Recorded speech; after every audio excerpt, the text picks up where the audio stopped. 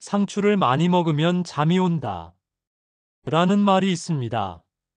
이는 상추쌈 섭취가 많으면 다량의 셀룰로오스가 위액을 분비하여 신경이 위에 집중되므로 식곤증이 생기기 쉽기 때문이죠. 여기에 상추줄기에서 나오는 쓴맛 나는 우윳빛 즙액에 함유된 락투제린과 락투신 성분이 진통진정 작용을 하여 상승 효과를 나타내 잠이 오게 합니다. 상추에 잘린 단면에 하얀 즙이 나오는 것이 상급이며 그 즙에 락투카리움을 포함하는 수면 성분이 들어있어 상추쌈을 많이 먹으면 노곤해집니다. 그렇다고 상추를 몇 장 먹자마자 졸려하고 잠들 정도는 아니고 마약도 아니고 거의 못 느낄 수도 있습니다.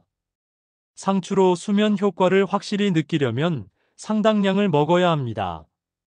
상추쌈은 좋아하는데 잠 오는 게 다소 걸린다면 줄기 및 줄기와 바로 닿아 있는 굵은 연맥을 제외하고 넓은 잎만 먹으면 됩니다. 쌈을 먹고 졸린다면 상추가 문제가 아니라 배불리 먹어서 식곤증이 와서 그럴 가능성이 큽니다. 상추와 상극인 음식은 소화 부담, 영양 흡수 저해, 건강 문제 유발 가능성이 있는 조합을 의미하는데 다음의 음식과는 상극이니 조심하셔야 합니다. 고구마, 감자 등 전분류 탄수화물은 상추의 식이섬유와 전분 과잉 섭취 시 소화효소 과부하로 복부 팽만감 유발 가능합니다. 특히 소화기관이 약한 경우 주의 필요로 하죠. 찬 성질의 과일, 예를 들어 수박이나 참외 같은 찬 성질의 과일은 상추와 함께 섭취 시 체내 냉기 증가로 복통 설사 유발 가능성이 충분하니 조심하셔야 하고 냉한 체질인 경우 더욱 주의해야 합니다. 또한 일부 해산물, 게와 새우, 조개 등은 찬 성질의 해산물과 상추를 과도하게 함께 섭취하면 소화 부담이 증가하게 되니 절대 금물입니다. 특히 신선하지 않은 해산물과 함께 먹을 경우 배탈 위험이 있고 혈액 응고 방지제인 와파린 등과 함께 할 경우 상추에 풍부한 비타민 K가 약효에 영향을 줄 수 있습니다. 그리고 산성식품인 레몬이나 식초 등은 상추의 영양소 흡수를 방해할 수 있으니 이 또한 금하시는 것이 좋습니다. 이러한 음식과 함께 섭취 시 영양 균형과 소화 건강을 고려해 주의하는 것이 좋습니다. 상추는 5월에서 8월까지 가장 맛이 좋으며 최근에는 비닐하우스 재배로 연중 먹을 수 있는 쌈채소입니다. 우리나라에서 주로 먹는 상추는 잎상추로 포기로 수확하는 포기상추와 한 장씩, 잎을 따는 치마상추로 나뉩니다. 잎 색깔에 따라서는 녹색을 띠는 청상추와 붉은색을 띠는 적상추로 나눕니다. 상추는 베타카로틴과 루테인이 풍부하여 시력 보호, 섬유질이 풍부하고 락투카리움 성분들이 함유되어 있어 숙면 유도, 철분과 엽산이 풍부하여 빈혈 예방 등의 효과가 있습니다. 쌈 형태로 생으로 많이 먹지만 겉절이로 만들어 반찬으로 먹는 경우도 많습니다. 상추는 주 반찬 외에도 깻잎과 함께 다른 반찬 접시 바닥에 깔아두는 장식용으로도 많이 사용하는데 특히나 오리고기처럼 기름기가 많은 고기의 밑에 깔아두는 경우가 많습니다. 쌈 형태는 밥, 고기, 야채 등을 함께 상추에 싸서 먹는 것이 보편적이나 라면 상추쌈이라고 하여 라면을 상추에 싸서 먹기도 합니다. 처음 들었을 때 말도 안 되는 조합이라 충격적일 수 있으나 의외로 맛이 좋다는 의견이 있으며 일부 매니아층이 존재합니다. 뜯거나 썰어 비빔밥이나 비빔국수 등의 고명으로도 많이 쓰입니다. 전라도에서는 상추 튀김이 판매되는데 상추를 튀겨 먹는 것이 아닌 튀김을 상추에 싸 먹는 상추 튀김이 판매됩니다. 상추는 약간 쓴맛을 내는 채소이지만 햇빛을 많이 받아 수분을 적게 함유할수록 쓴맛이 더 강합니다. 따라서 상추는 손바닥 정도 크기의 잎은 연한 것이 쓴맛이 덜하고 드시기 좋습니다. 예부터 복을 싸먹는다 하여 육류와 함께 먹는 쌈 채소로 활용된 상추는 특히 여름철 바비큐를 할 때 빠지지 않죠. 그러나 상추는 기르는 과정에서 농약을 많이 사용하는 작물이므로 먹기 전에 꼭 잔류 농약을 제거해야 합니다. 상추를 5분 정도 물에 담가 잎 사이사이에 낀 불순물이 녹아나오게 하고 흐르는 물에 두세 번 꼼꼼히 씻어주면 안심하고 먹을 수 있습니다.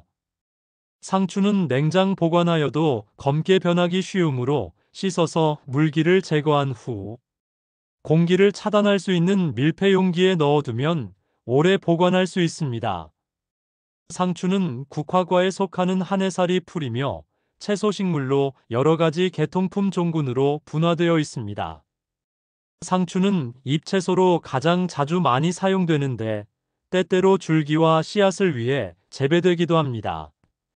상추는 수프, 샌드위치와 같은 여러 종류의 음식에서도 볼 수 있지만 샐러드에 가장 많이 사용되고 상추의 한 품종인 아스파라거스 상추는 줄기를 먹기 위해 키우는데 줄기는 생으로 먹거나 익혀 먹습니다. 또 과거에는 유럽과 북미가 상추 시장을 지배했지만 20세기 후반부터 상추는 전 세계적으로 퍼지기 시작했습니다. 상추는 원래 고대 이집트인에 의해 재배되었는데 고대 이집트인들은 기름을 얻기 위해 상추를 기름이 풍부한 식량 작물로 변형시켰습니다.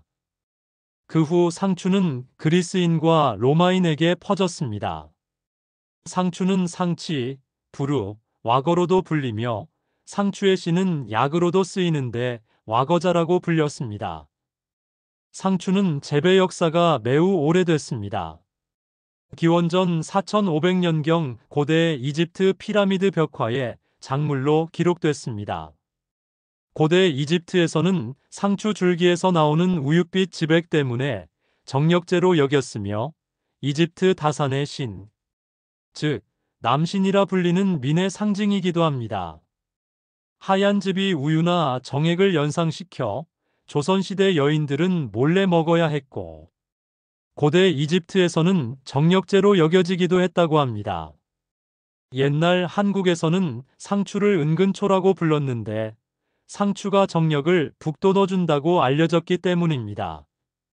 당시엔 여성이 성에 대해 무엇이든 드러냄이 금기시되었기 때문에 여성들은 서방에게 대접할 상추를 남들이 모르게 키워야 했습니다. 그래서 은근히 키운다라고 하여 은근초라고 불렸습니다. 상추가 한국에 언제 전래되었는지 확실하지 않으나 조선 후기 한치윤에 져서 해동 역사에 천금채라 하여 중국 수나라의 사신으로 갔다 온 고구려 사람이 상추씨를 구입하였다는 기록이 있어 이 시기에 중국에서 전래되었을 것으로 추측됩니다. 13세기 초 마달림의 문헌통고와 14세기 중반 양윤부의 난경자병에는 고려 사람들은 생채로 밥을 싸먹는다 라는 기록이 나와 쌈 문화가 고려시대 이전부터 있었을 것으로 추측됩니다.